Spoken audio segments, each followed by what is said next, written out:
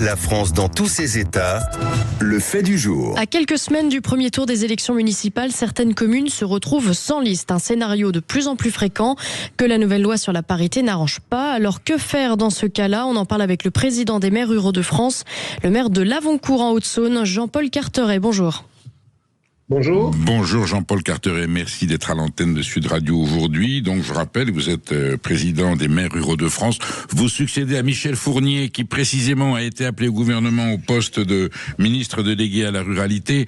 Je me souviens même de Michel Fournier disant qu'il l'avait appelé à la télévision, qu'il avait été nommé ministre. Vous voyez, tout peut arriver.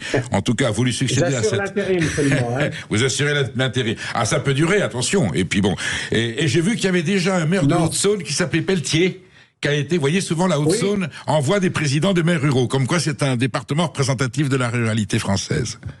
Alors, je vois que vous avez bonne mémoire et c'est un clin d'œil à Gérard Pelletier, qui fut un excellent président. Alors, monsieur le maire et monsieur le président, je vous interpelle, enfin vous y êtes pour rien, mais c'est vrai qu'on s'inquiète. On sait que la mission municipale aujourd'hui est quelquefois une mission un peu difficile, que les incivilités et les agressivités font que, il y a des maires qui ont hésité à se représenter. Je sais qu'il y a certaines communes, on a eu du mal à composer la liste, 11 élus, 23 élus, et là nous sommes devant une situation inédite en 2026, il y aura des communes en France où il n'y aura pas de liste aux élections municipales. Vous avez déjà vous-même une explication personnelle en tant qu'élu? Alors, ce qui est sûr, à mon avis, ça vient pas du fait de la liste paritaire qui a été décidée par la loi. Il y a longtemps que les maires ruraux alertaient sur le manque d'engagement, mais c'est vrai aussi dans les associations. Il ne faut pas croire que c'est que pour l'engagement municipal et faire penser que ça vient du projet de loi sur la parité est la cause. Je n'en suis pas du tout convaincu. Moi, je suis certain que c'est le manque d'engagement, le manque d'envie de s'engager. Pu poser problème dans certains cas, et j'ai connu des situations où il manquait quelques femmes, quelques hommes. Enfin bon, c'est pas rédhibitoire. Par contre, ce qui est rédhibitoire, c'est que vous avez des communes où les gens ne veulent, entre guillemets, la formule, ils ne veulent plus y aller. Ils veulent plus y aller. Soit qu'ils ne veulent pas se représenter, soit qu'ils se disent, écoutez, aujourd'hui, mais il y a peut-être aussi, monsieur le maire, une démotivation citoyenne, tout simplement, peut-être manque d'intérêt pour le collectif. Absolument, c'est pour ça que d'ailleurs le cri d'alerte est donné aussi par les sapeurs-pompiers, il y a de moins en moins d'engagement, par les représentants associatifs, il y a de moins en moins d'engagement et c'est le cas partout. Alors par contre, ce qu'il faut que les gens sachent dans leur commune, c'est que s'il n'y a pas de candidat, la commune sera sous tutelle de la préfecture le temps d'organiser une deuxième élection et s'il n'y a personne, la commune disparaîtra et sera rattachée à la commune voisine. Voilà, il faut quand même que les gens... C'est ça que prévoit la loi. Si vraiment il y a carence totale de représentation municipale, la commune est rattachée à une commune qui, elle, a un conseil municipal et qui donc l'administre latéralement.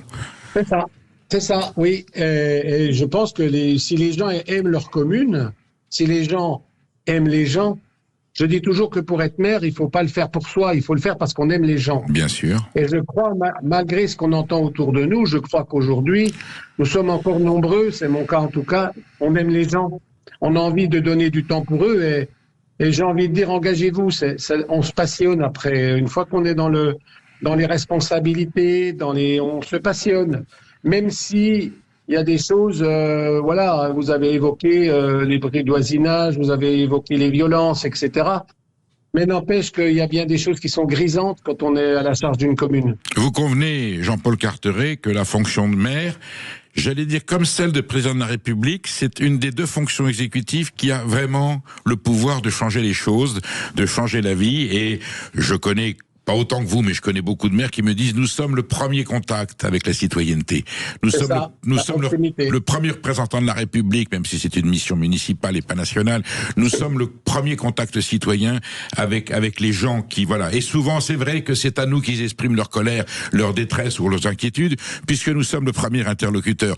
Pour autant, il y en a qui jettent l'éponge parce que aujourd'hui, comme vous le savez, on ne s'adresse plus aux maires de façon aussi correcte, cordiale et respectueuse, qu'il y a des gens qui pensent que les maires et les élus municipaux sont au service, ils sont payés pour ça, et si tout va mal, c'est de leur faute. Et il y a eu des gens il y a des élus qui ont été démotivés aussi par ce genre de situation. Si je vais répondre à votre question, c'est que l'élu préféré des Français, c'est le maire. Et pour toutes les raisons que vous venez d'évoquer, vous avez parlé comme un maire presque. Mais il y a un pourcentage de votants. C'est pour l'élection municipale qu'elle est le plus représentative, 60, 70, 80% dans certaines communes. Et c'est pas le cas pour les autres élections. Ce qui veut bien dire que le maire, c'est l'homme à qui on s'adresse. Le maire, je le dis toujours, c'est le premier maillon de la chaîne sociale. Quelqu'un qui a un pépin ou autre chose, il va trouver le maire à qui il faut que je m'adresse. C'est le premier maillon de la chaîne de sécurité. À condition qu'on le voit, si c'est le maire d'une grande ville, on le verra beaucoup plus difficilement pour prendre rendez-vous comme un ministre, alors qu'un maire comme vous, vos administrés vous croisent dans la rue et ils vous interpellent s'ils ont quelque chose à vous demander ou une formule à vous... Et nous croisent tous les jours, d'où notre étonnement il n'y a pas très longtemps quand le Premier ministre a accordé 500 € à tous les maires. Les maires comme les maires ruraux, qui sont au quotidien à croiser leurs habitants, puis les maires des grandes villes qui ne les croisent pas tous, sinon peut-être jamais certains. Et c'était notre étonnement, parce que nous, on n'a pas dans les communes rurales, on n'a pas de service, on n'a pas de chef de service, c'est le maire, tout seul, qui est responsable de la sécurité, qui est agent de police, qui représente l'État, enfin un peu de tout, quoi. Et vraiment, le jour où il y aura plus les maires, pour répondre présent face aux difficultés, face aux mouvements, face aux attentes, aux espoirs, etc., face au lien social, ce sera compliqué. Bien sûr, D'où l'intérêt de chercher des candidats là où il n'y en a pas. Il faut sauver ces communes pour la proximité. Vous connaissez l'expression « il faut remettre l'église au milieu des villages » et vous me dites « il faut remettre la mairie au milieu de la commune, il faut qu'elle retrouve sa place ». Alors elle a sa place. Donc vous avez l'air de me dire, c'est pas tant les incivilités, la difficulté de la tâche qui dissuadent certains, c'est peut-être une forme d'égoïsme qui existe aujourd'hui. J'ai plus envie de me dédier à la cause des autres, de mon prochain, de mes concitoyens. Ils ne sont pas assez reconnaissants. Ouais, Ils ne sont pas assez reconnaissants, je disais. Oui. C'est terrible, c'est la difficulté, quoi. Mais faut mettre une carapace autour de soi et pas attendre de retour, je crois. Vous êtes à votre quatrième mandat, Jean-Paul Carteret? Je termine mon 5e mandat, je suis maire depuis 31 ans. Donc, alors on dit toujours en France, ça veut dire que vous avez été reconduit par vos concitoyens parce qu'ils vous apprécient? Oui, est-ce que je peux vous dire pourquoi j'étais aussi contre le panachage et pour la liste? Oui. C'est parce que dans de nombreuses communes, le maire sortant, c'est celui qui a moins de voix, alors que c'est celui qui a le plus donné depuis 6 ans. Et du coup, on évite le panachage, on évite le tir au pigeon, comme disait une députée il n'y a pas très longtemps. Je rappelle que le panachage, c'est la possibilité pour certaines petites communes que l'électeur raye le nom de celui dont il ne veut pas, ou qu'il ajoute à la main celui dont il veut. Et effectivement, le maire étant celui qui est le plus exposé, donc il est peut-être victime d'une impopularité. J'ai vu des conseils municipaux avec la liste entière qui passe, sauf le maire qui était tête de liste parce qu'il avait été rayé par tout le monde. Voilà. Donc c'est l'ingratitude, c'est l'ingratitude citoyenne qui est une réalité en France. C'est ça. Et c'est pas d'aujourd'hui, puisque ça s'est déjà produit. Jean-Paul Carteret, Maud Koffler veut vous poser une question. Oui, Jean-Paul Carteret, je rappelle d'abord que vous êtes le président des maires ruraux de France. Est-ce que vous pensez... Par intérim, oui. Vous disiez tout à l'heure qu'il pourrait arriver qu'un jour, il n'y ait plus de maires en France. Vous y croyez vraiment? Vous pensez qu'à force de désengagement, les maires pourraient disparaître? Plus de maires, il ne faut pas généraliser. Je pense, malgré tout ce que vous nous dites ou que l'on entend autour de nous, une grande majorité de communes aura des candidats. J'ai même des candidats dans mon département, ça doit se produire ailleurs aussi. Il y a des communes de 100 habitants où il y a 2 listes. Ça veut dire qu'on trouve des candidats et des candidates. Donc, je ne suis pas inquiet par rapport à ça. Il y aura toujours des maires. Ce qui est à craindre, c'est que dans certaines communes, il n'y en ait pas, effectivement. Et je ne saurais que trop encourager s'ils veulent sauver leur commune, quoi. Sinon, c'est plus la même chose. Du coup, quand la commune, moi, je suis né dans une commune qui a été fusionnée. Et du coup, elle est devenue un hameau. Et ma maman ne pouvait plus aller voter parce qu'il fallait qu'elle aille à 5 kilomètres pour voter. Et ça éloigne ça aussi. Et du coup, la commune est rayée de la carte. 2, ça pose des difficultés pour les personnes âgées. Je dénonce tout ça et j'espère que toutes les communes pourront être gardées au moins pour ça et pour la proximité. Jean-Paul Carteret, vous savez aujourd'hui, et vous êtes confronté à cette réalité, les dotations de l'État, les moyens dont disposent les communes, les municipalités ont été restreints. Vous me confirmez que c'est de plus en plus dur de financer la vie municipale d'une commune ? C'est de plus en plus difficile de par les dotations, effectivement. Mais il n'y a pas que les dotations, il y a l'aide à l'investissement. Et l'aide à l'investissement, moi je suis de ceux qui disent, si on doit contribuer, on contribue aux difficultés et à la dette.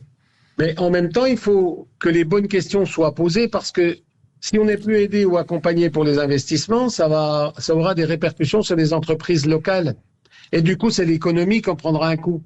Et je pense que par rapport à ces aides, effectivement, de nombreuses questions sont à poser. Combien il y a d'habitants à Lavoncourt, monsieur le maire ? Il y en a 337. Ah, c'est une toute petite commune. Si on a envie d'aller vous voir... Enfin, il y a plus petit encore. Hein. Non, je sais bien, mais 300 habitants. Moi, je vais vous faire de la promo touristique. Si on vient vous voir, qu'est-ce qui mérite le déplacement à Lavoncourt ?